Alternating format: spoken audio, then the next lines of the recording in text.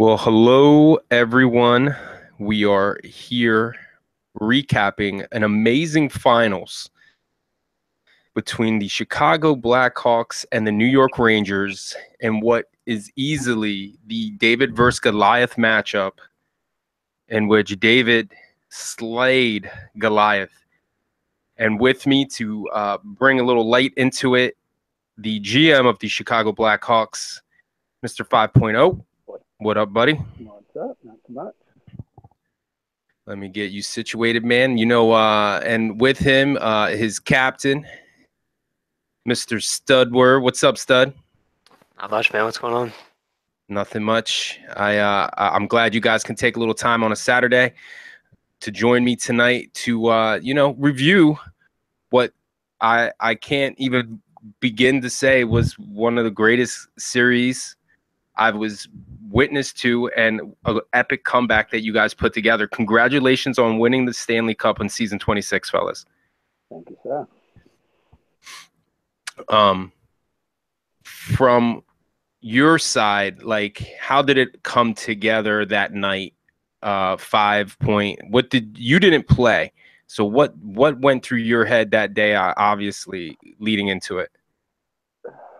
Well, that line that we kind of agreed on was kind of the line I wanted to go with from like day one. But with everyone's availability, it was hard just to get that line out. But playoffs, everyone makes themselves available, and You're sounding a little muffled there, 5, but I turned your mic up and I caught some of what you were saying. But yeah, availability is always key, man. We always say that everyone's availability come playoff time is major key to any series. And obviously, for you guys, it came to fruition Tuesday night. For sure. Stud, you played. What was the locker room like leading into that Tuesday night games? Well, we were just trying to take it one game at a time. Like I told you guys the other day, Tree was pretty confident he was taking the series over. So he kind of fired us up and carried us to victory. He was stellar, I will say that. What was it that he, like, I mean, has he always like that during the season? No, this was pretty much the first time I've even talked to him. Didn't really talk much. He pretty much just played with his mic muted, and like I said, after the games Monday, he just told me, "Yeah, we're gonna win it if you put me in that." So I made the call and put him in, and it worked. It really did work. I know I talked with 5-star before the series, and obviously, I picked the Rangers to win as of most everyone else, and he even messaged me Tuesday morning, and he said to me, "Cube, do you think we got a chance?" And I was like, "Come on, dude, do you think?" And he's like, "I don't know, man." I said, "You ain't got no fucking chance down 3-0. And man, I mean some crow, because you boys put it on them Tuesday night. How did it feel after game 4? That's where, I mean, you got to go one at a time. So how did game 4 momentum build for you guys? I think we expected to win game 4, to be honest. After they put Cosmo on D, nothing really changed for me until after game 5. And after we beat them game 5, I was like, wow, we might actually have a chance here. Now, game 5, that game 5 was killer because you guys had they lagged out, right? You guys had to go pick Breezy up after the second period. We had to pick Kaz up. Was it Kaz that lagged out, or was it Breezy? I know Breezy lagged. I thought Cosmo was game 6 and Breezy was game 5. Yep. Yeah. And then you had to pick him up, and right away I said that was more of a momentum shift for you guys, in my opinion, because things were leaning Rangers' way until they had that end of that second period, and then everything got washed going into the third in a new game, and you guys put it on them and took control of that, and they had you on time of attack. Did that make you uncomfortable throughout the series? I don't think it. I think we kind of expected it. They are so good with the puck and just controlling the game. And if you start chasing, they will embarrass you, which they did Monday night. And I think we stayed home. We didn't chase as much Tuesday, and we got some good results. The amount of penalties in those last 4 games were quite high, but you guys kind of tailored it down game 5, 6, and 7. Obviously, I mentioned on the broadcast that you guys got to stay out of the box, but then Sibs and Plisco said it's like 50-50 coin. Like, you know what I mean? Like, you guys were doing that with the intentions of playing the defense that you were playing. Did you become more aware of staying out of the box after game 4 when you took like 20 penalties, or was it just like, hey, it is what it is if we go in the box? Like, what was the dynamic with that, the amount of penalties? Nothing really changed the way we were playing. I mean, you can play the same way and have, like, we had 8 penalties that game, and I don't think we changed anything. We just kept poking the same way, and somehow we only got 2 the next game or something crazy. It's just, yeah, you guys just totally EA. Yeah, dude, it's totally EA, and you did. It was a significant drop for you guys from game 4 through 5, 6, and 7 with the amount of penalties, but they kind of had some opportunities as well and didn't capitalize as much as they normally do. You guys did a great job on defense. Yeah, 5-star played out of his mind. Played unbelievable those last 4 games. Well, I mean, you could see your confidence gain every single game up until that game 7, and where you guys just literally put it on them. It was almost like, like an okie doke where you played a certain way for so long, and then game 7 came and it was like, you let the dogs out, man. Were you surprised to even play game 7 Tuesday night? To be honest, yeah, I didn't think we'd play.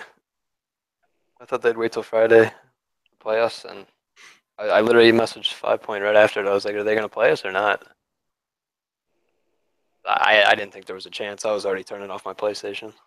I didn't think they would either, considering how the first 2 series went playing game 7. And did you message Kaz 5 Point, or did Kaz come back and message you? I think I messaged him. I don't remember. Right. But I'm pretty sure I messaged him and said, if he wants to go, let's go. I kind of left it up to him, you know what I mean? Yeah. I mean, obviously, he blew a 3-0 lead, and I would, if we just came back from 3-0, damn right, I want to play game 7 tonight. I'm on your side.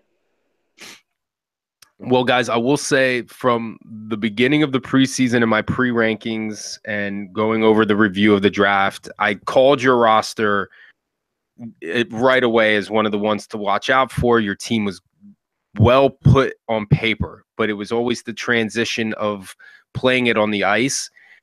And, you didn't light the world on fire during the regular season, but you did enough to win your division, get a bye. And you guys killed it in the playoffs. You had this great run, man, and literally one of the top 4 teams. You know what I mean? Top 5 teams all season long. You guys were, and I mean, I'm just happy for you guys to get it. And 5 Point, man, I'm happy for you to, all the downs you had and the rough waters to finally find yourself on top of the mountain, buddy. I appreciate that. We're not going anywhere. Be back here. That leads me into season 27, boys. Like, how is the season 27 outlook coming? I know I was busting on Reap a little bit, poking the bear 5 Point this afternoon when I had like 2 seconds to look at my phone. And I just wanted to, throw out there, like, where we at with these salaries. What are your plans? Like, what's going on? Is 5 Point coming back? Oh, I'm coming back. I gotta defend. Yeah, listen, man, it's tough to get that first one, but after you get that first one, you got that taste for the second. I'll tell you what. I mean, I'm pretty much just waiting on the cap to be done to kind of see where I'm at to start, more or less. Mm-hmm. I mean, my cap's going to be poop because I barely play, Right. which everyone complains about, but I complain about nothing on the cap. I really I look at it as, like the boss man listed earlier. You're the owner of a team, and you have an amount that everyone has the same amount of money to spend. You know what I mean? yep. And just spend it the way you want. Some teams get a better start than others, but at the end of the day, you see all these teams, the same guys with this pretty much the same results, making the playoffs, playing really well. You get the same 5-6 guys, so and they all have high caps and they make it work. So I don't understand why everyone flips out about it when the low guys like yourself and sports and they got to struggle to get guys that are higher salary sometimes that get traded to these other teams. So season 27 outlook for you right now, 5. You're just like the rest of us, waiting on that cap, huh, buddy? Pretty much just to see what I can start with. I'm sure Tree of Life will be on one of those re-signs. Most likely. After a performance like that, I mean, how can you let him go? Nah. I know, Stud. You're in the murky waters on his salary. I'm sure he's gonna have to wait and see if he's got cap, but I'm pretty sure you'll be on that list too, buddy. I'm not worried about it. I've pissed enough people off. I don't think there's too many other places to go. That's well, I mean, do you really think, bud? You don't think anyone else would pick you up? No, I don't. Really? I'm pretty confident. Wow. You never know. I'll tell you that. Oh, I know. Well, guys, now that you guys won that series and you know handed the Rangers probably definitely after I would Plisk the hardest loss to any team in the finals. Mr. M Club for the New York Rangers wrote an article. Were you guys able to read that article? I read a little bit of it. Did you? Yeah, it was kind of fun. Stud, you get a hold of it? Yeah, it was pretty funny. I thought it was hilarious, and I wanna take a minute and read it through. Well, at least touch base on it. I mean, he pretty much broke down their season, their team, how things worked out, how everyone came onto the Rangers, one way or another, and how they got to the finals, and shit just went off the rails, mind you. And I take it for that's the honest truth. You know what I mean? Like he made you take it as satire, but there's some truth in that. You know what I mean? Yeah. There's some frustration in that. Mm-hmm. What's your takeaway from it, Stud? My personal favorite thing about the entire article was that shout out to Seed. Seed, you're my boy, but what the hell were those trades? What are you doing, guy? Yeah, man. Up on like the next day? Yeah, it was quite taken back in the chat. 5 Point was bear witness with it as well, and Seed got his fair share of jabbings from everyone for it. But in the same respect, I mean, there's trades like that every season. Every season, there's one trade like that, man. And I mean, like you said, he was having availability issues and either forfeit, and you never know when Breezy and who else did he have? Ajax that he had to trade to? Yeah. He had to trade away half his team because they couldn't show up, and that team was looking. I thought they'd be really good at the start, but they were tough, man. Like we played them early, and we had a tough time against them. So to see it like get dismantled as quickly as it did. It was only like what, the second week, Yeah, the end of the second week or something. Yeah, that would have been a team that I would have liked to see. They would have been able to stick together in the playoffs. I wonder if they would have been able to challenge the Rangers. I don't know if they would have gotten past you guys. That's obvious. We're obviously the greatest team ever. It's kind of hard. It's kind of hard not to disagree with that, buddy. I think one of the best ever. No, let's stop. The Rangers are definitely a better team than us. We just didn't walk away with a cup. Lucky 4 games. We're lucky 4 games, my ass. They were overconfident, just like I've been there. Just like Anaheim was.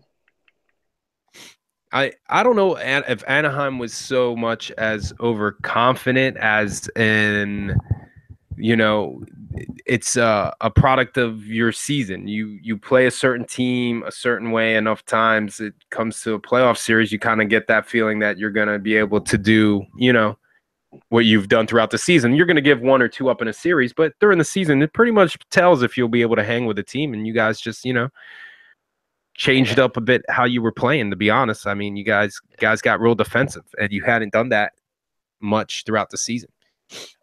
Yeah, because Anaheim, I think we lost all 3 to them in the regular season, and I don't think 2 of them were not even close. The other one was a forfeit. But they're beating us like 7-2 and 6-1. Like, it was not. We had some rough times there for a little bit. Oh yeah. Yeah, but what were your lineups those games? Probably the same thing we had. It was just not working. After the games, I'd come to 5. I'd be like, dude, I don't know what we have to do. Yeah, we had many conversations like that. Like, dude, they keep trying to 1v9 everybody. It is not working. And then playoffs start and everybody learns how to pass again. It's crazy. It literally was a tell of 2 teams. I keep saying it, but like Monday night I watched, and the team was like you were saying, one verse 5, you know, kept trying to carry the puck over, not one dump into the zone. And then the next night you guys are dumping it in the zone, shooting it on net, regardless of what the time of possession was. You guys knew you had a game plan. You could see it on the ice. Like, this is what we're going to do. And you guys stuck with it for like 90% of the time in a game. Once in a while, you'd start like wavering off a little bit, and then you get right back in line.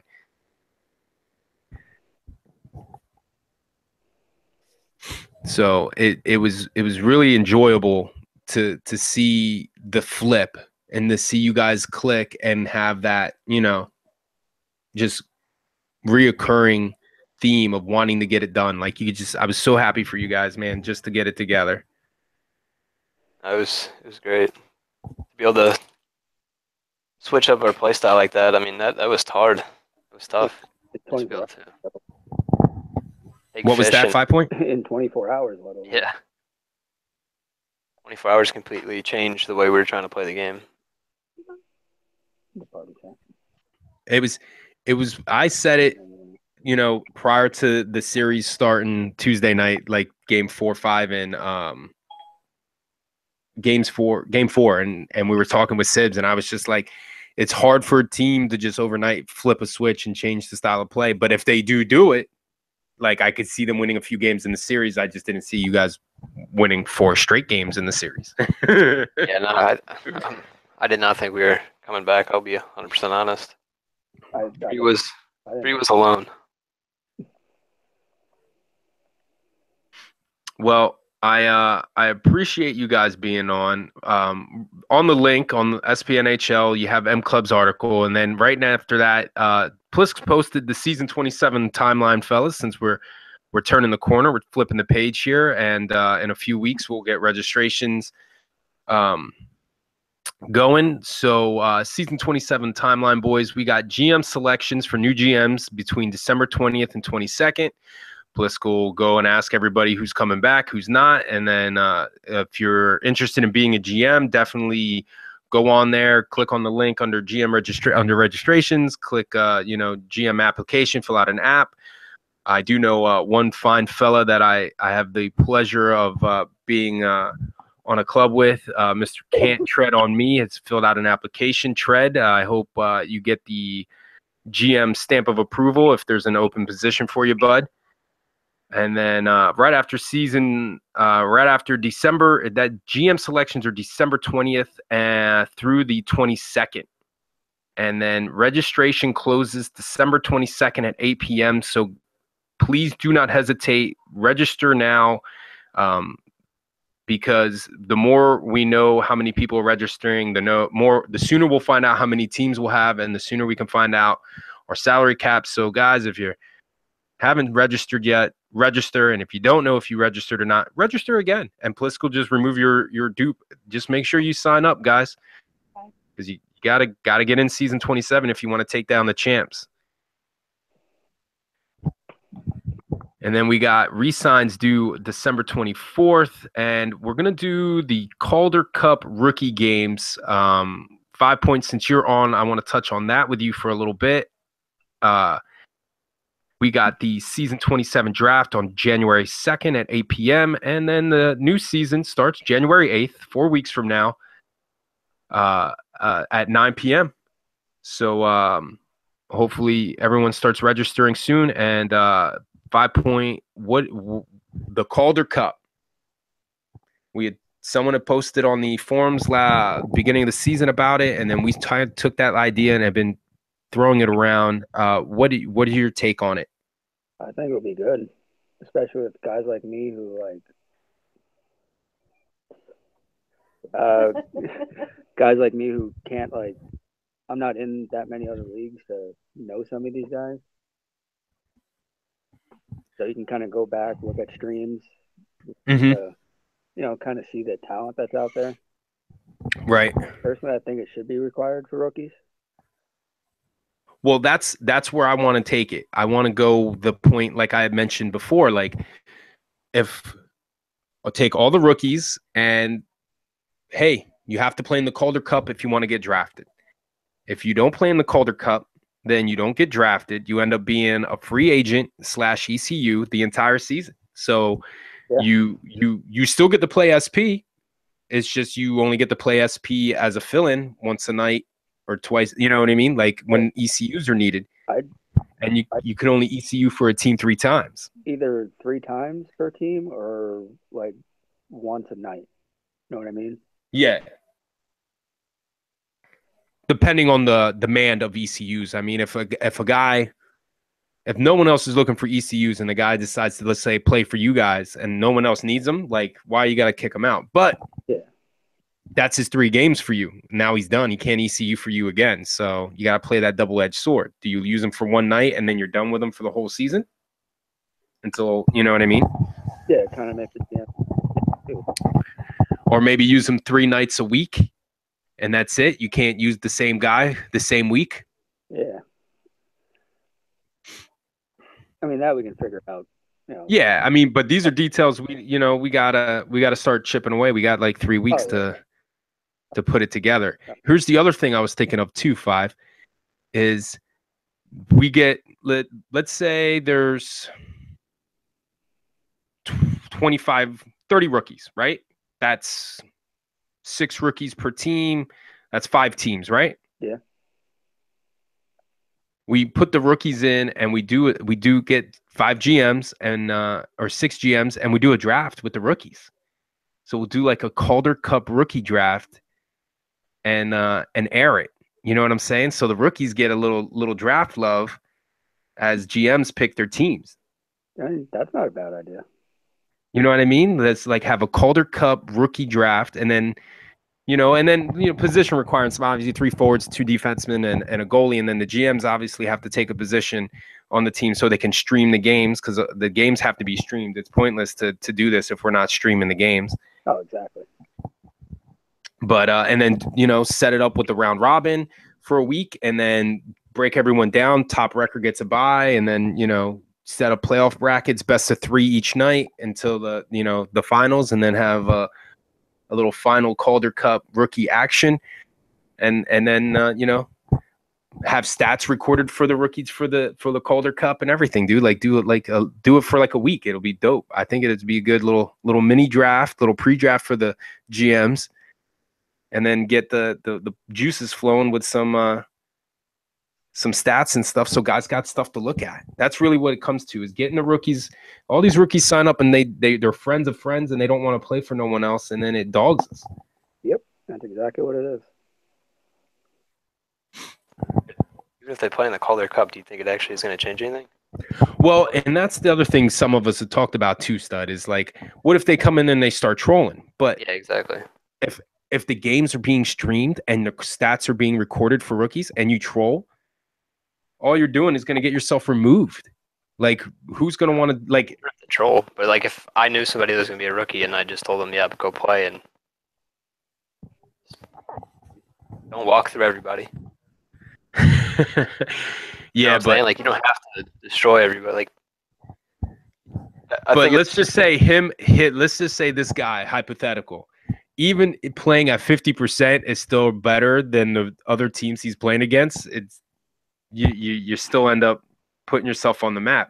Regardless, for me, it's just being able to see guys on the ice, and it kind of takes away from what has been happening with the rookie showcase that we started, where GMs were saying, hey, you played a drop with me, don't see no one else, don't go to no one else, and then these guys just don't respond anymore or anything like that. It gets all in that matter. Yeah, and I think it would work in a perfect world. I just don't think it'll. I think there's too many variables. With, I totally agree. Oh, no. I totally agree. And in the rookie showcase, the intentions were there, Stud, and it was a great idea. And then we seen what it ended up happening. Yeah. Well, the rookie showcase got me drafted by you, so. Oh my God, yeah. Dude, literally, like, you and B Gutton, the only reason I picked both of you is because of the rookie showcase. Like, that, it literally, was those two, like, I think it was 2 nights that we played, and then you played another night, and it was streamed, and I watched the stream, and I was just like, that's a guy that I want on my team. You know what I mean? Regardless if you only played Friday nights, I was happy with that. And I just had a similar player, Dirty Dietrich.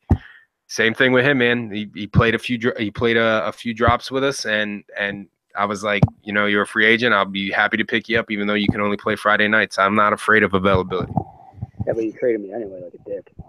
The second season, not the first. So, and here you are, champion. All I did was make you better, and I take 0 credit for it. True that. So, but we'll definitely have to get a little more stuff written on the forums about how we want this Calder stuff going. I'm super excited about it. I just got to get guys registered, rookies. If you want to get drafted in the Calder Cup draft, you got to register. So, well, fellas, again, congratulations on an amazing season, a great playoff run, and I can't even talk. It was like, literally, I can't believe it. I'm still got goosebumps. One of the most epic comebacks in SPNHL history. Yeah, I didn't do shit at work for game 6 and 7.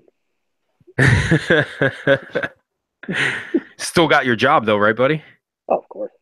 Yeah, boy. Gotta give a shout out to my dude Fish over here too for that nice OT pass. That game-winning pass. I know he doesn't have an R2 button when I play with him, but glad he found Hardy there. Well, that's what I was just going to say. It's because you weren't on the other side. He knows that Hardy was going to finish it. If he was passing to you, he knew you were going to miss. 100%. I 100% agree. That's why I went back to defense. And because they never passed back to us anyway. Yeah. Just get to text half the game. And then all of a sudden they do pass. It's like, shoot the puck. You never pass it to me. I didn't even know it was coming. 3 times the last 2 weeks. Fuck do you mean shoot? I'm like, oh shit, it's the puck. I'm like, where's my controller? Quick. Hold up. I was hitting R1. I was still poking. I didn't know it was coming. Yeah, exactly. Well, fellas, thanks for coming on. Congratulations. Thank you again. And best of luck, season 27, defending your title, and be prepared because everyone's gunning for you. Yeah, well, I guess we'll do this show again in like 8 weeks. What is it, 9 weeks? Something Yeah, like well, in four weeks it'll be the beginning of the season, so it's about 10 weeks. In 10 weeks 10 we'll do the weeks? show. Yeah, Like, guys, we we'll talk get to you again? together sometime in February. I'll have you on. I'll make the cocoa. Put out the papers. We'll catch up on old times. After we defend it? Yeah, it'll be After you sick. defend it, it will be sick. It will be sick. I hope you do. I really do. I hope that you guys, show everybody that you got something serious over there, and you're gonna start a little mini dynasty again. well, that's what I'm shooting for. That's the plan. Winning one is hard. Winning two is even tougher. Yeah, especially So, back to back. it's very tough, man. If Push would do these fucking values, I can get started. But He's not in no rush to do any values. Believe me, We're he about to start probably making won't. our own. You can try to make your own, but the values just set you up for failure, because the second you find out the cap's 30 million, you're gonna want to shoot yourself in the foot. Oh, there's no way it would go down, I don't think. No, I don't think it'll go down. I always start with 18 million for re-signs, so $36 million cap, 18 million, and then anything else over that is gravy. yep. But I digress. Great season, boys. Appreciate it again. Awesome season 26. Thank you to Stud. Thank you to Five. And as always, everyone, thank you for listening to this amazing season show. I love putting it on, and hopefully season 27 brings some crazy chaos. And Calder Cup, I'll do some shows for the Calder Cup, recap some of the stuff that I see on that, and hopefully you guys will tune in and listen. Wish everyone a happy holidays and a Merry Christmas, and as always, be kind to each other on and off the ice. Virtual hockey player lives matter.